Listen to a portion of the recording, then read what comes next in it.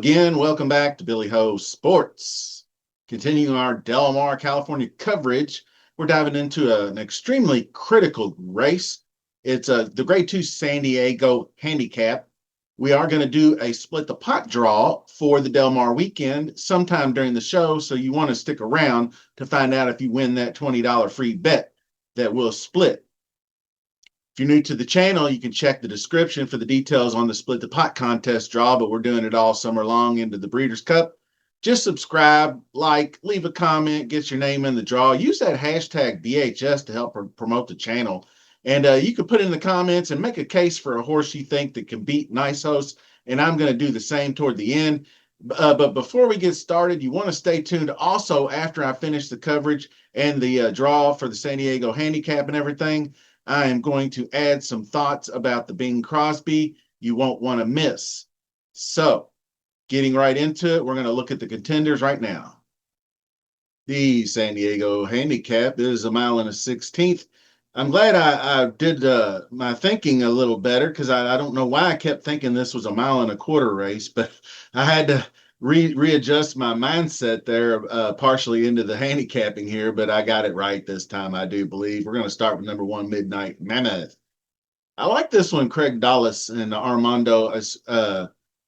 Not sure on the pronunciation. We'll call him Double A. And he is a pretty good jock. He's not winning at a big clip. He's only 1 for 25 so far, but he's all right in my book. The Gold Cup, he's ridden this horse every single time, and he's got several wins. He won by 10 in the Cougar at Delmar, going 1.5 miles. So this horse is proven distance. Ran in the San Diego Handicap. That's probably where I got the 1.25 miles, because Santa Anita Handicap is earlier this year was 1.25 miles, and just got crushed by Locked. Everybody got crushed by Locked, and we'll talk about that in a minute. But did come back and win going was it 1 1/16 on the wet fast with Lasix. I don't know if that makes a difference. I have user Frank B, I think, brought the Lasix thing up, and then I hope I try not to get too inundated with med changes and the medications, because I've seen it work both ways as far as off and on, but you can track the progress of the horses. Like he went off Lasix for the next race and ran and only lost by 3/4 of a length to Skippy Longstocking, going 1.25 miles in the Gold Cup. He's run without Lasix hundreds of times. So I'm not worried about the meds at all whatsoever. I like this horse. 12-1. It's going to go overlooked. It's got good early speed, can keep pace, and can go a long way. So maybe outlast some tired horses and crash that board. But this is the horse everybody's going to be trying to beat. It's 3-5 Nysos. Flavian Pratt flying back home. It's a big deal. He's chomping at the bit, I guarantee you, after this Churchill Downs Stakes where he lost by a neck to Mindframe. I'm sure he probably thought he had that race won at one point going, but there was a dead heat for second with Banishing. No shame in that, but the horse hasn't run anything less than a triple-digit Brisnet figure every race he's ever raced. So no Lasix for him in the last 2 years, obviously. So I like the way he's coming in. He's working sharp. I mean, this is his stepping stone to the Breeders' Cup Classic, no doubt. I don't know if there'll be another race in between, but it's going to be a really good one here. Number 3 is the other Bob Baffert, Miramati. Now, this one is a one, if you do notice, clearly ran like crap the 2 times he went off Lasix since last November. 19 links in the Native Diver Grade 3, and then 25 links in the Santa Anita Handicap just a little while ago, and his 2 worst speed figures ever. So that I do take a little bit of notice of. So he's going back off again after the big win in the 80K into X. So we'll see what he's got. Probably just going to be kind of a pace setter give something Nysos to chase at. And that's probably what we're looking at. But Express Train comes up next. This one I had high hopes for, 5-1 morning line. Coming in off the DL was an injured horse, 2022. You can see, and then was off all the way to April 2024, and then came back in the Kona Gold ran pretty well, ran pretty well. Just really just I figured by the third, like the Lafitte Pin Kai, he was ready to fire, but JB strikes back. Tarantino's in this race, all beat him. Then moved up to second place, lost to Katona. So beat Tarantino that time. Did beat Hit Show in the Santa Anita handicap going a mile and a quarter. So I expect a better effort this race, but I can't see the horse winning. I was really thinking we were going to get this form right here that we got back in the day with the big wins running big fat Brisnet numbers, but we just quite haven't seen it yet. The horse is 8 years old. He's a little long in the tooth, so underneath exotics only for me. Now this one is an interesting one. He's only 4 years old. Hall of Fame is by Gunrunner. Mike McCarthy picks him up from Steve Asmussen at the end of April or at the end of May from Churchill Downs after the fourth in the Blame, which I didn't think was a bad race. I was out there that day. It was a very dry day, hot day, fast track. And Mystic Dan, Mr. Shortcut himself, got the inside trip. And then he kept pace neck and neck down the stretch for the most of the way. You can see the second place right here.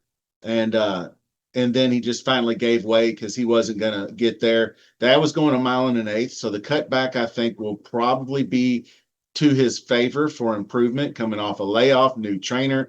But McCarthy is 9% first start with trainer. So that does lead me to believe he's more of an underneath use. But 6-1 morning line's a good value for the second choice in prime power. Now we get down to the other horses, 20-1 Tarantino. This one I think gets a participation medal. He'll definitely be in the mix, but he's not in the league here. 8.5 is probably his best distance, but I don't see a path to the podium. Okay, it's time to give away that $20 bet. Let's spin the wheel.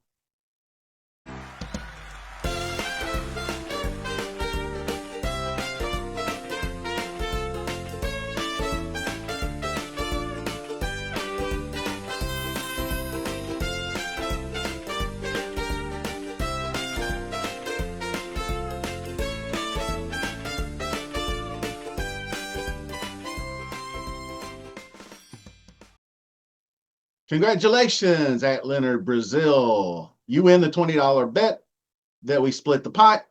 If we win, you get half of that. To claim your prize, shoot me an email at billyah@yahoo.com. Or you can hit me up on X at Billy Hill Sports. If you are on X, give me a follow. The first alternate is at INNOPVA9973, and our second alternate is Dwight Chaffins 940. So you guys, you two alternates can email me as well. Let me know, hey, I'm interested in a split the pot. If Leonard Brazil fails to contact me, he'll be scratched.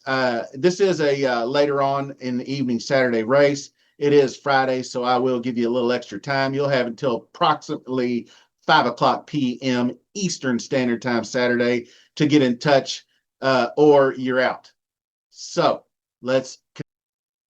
we round out the field with number 7, Judge Miller, 8-1 morning line. Lost by 9 lengths in the Hanshin at Churchill Downs going a mile. Never really was in the race, got bumped early, and will take it, vanishing extra año. Maybe the horse is better suited for a little longer. I figure he's sired by Curlin. He's got by Bernardini on the dam side, 7.5. So, I mean, seems like he could go longer. Ran third in the Gold Cup going a mile and a quarter. So I don't think the mile and a 16th distance is enough. But it's just not fast enough. I mean, the speed figures are way low. The low 90s, mid 90s. I mean, we're looking for somebody that's going to be cracking 100 plus in this race. So I am going to go ahead and round out the field there. So just to sum the race up, wouldn't it be so Bob Baffert if Nysos just crushes this field? And then after all the trouble he had in the Triple Crown Series with Rodriguez and and of course his other barns and cornucopia and flopping and all that stuff, that he gets Nysos here and he crushes and then goes on to win the Breeders' Cup Classic.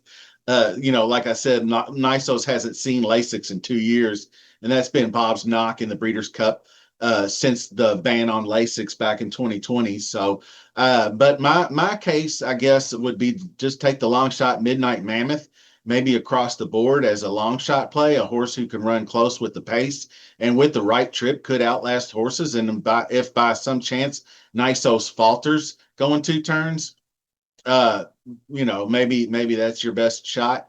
I see a better effort or a good effort from Express Train, and I do think Hall of Fame will factor. But basically, what I'm going to do is take Nysos, win key horse number 2, then with the 145 underneath. So you could do like a trifecta key, the 2 with 145, go for something like that. My upset play is the number 1 Midnight Mammoth value, maybe win place, show, however you want to play that. But I did promise you a Bing Crosby update because I wasn't quite sure where I was going to land. But it was like shortly after I dropped the video, and that I did land on Dr. Venkman for sure. Like I said, he's 4-1. I was hoping for that. Maybe he'll hold up as the third choice. Only lost 1 race at Delmar in 4 starts, and that was the 10 furlong Pacific Classic last year. He's clearly good at the track. He's got good tactical speed, a good approach, hopefully a good game plan to handle world record. So I'm not sure how Jazzy fits in. We talk about Lasix and all that kind of stuff, but he's going off Lasix for his second start since he's been off for a long time. But I do love me some Crazy Mason. I just think it's really tough on a speed favoring track, but he can close like a banshee. He does have a shorter stretch to contend with, an apprentice jock. I think maybe one day will be very good, but as far as I know, he's never ridden out west or at Del Mar. He's never ridden in graded stakes.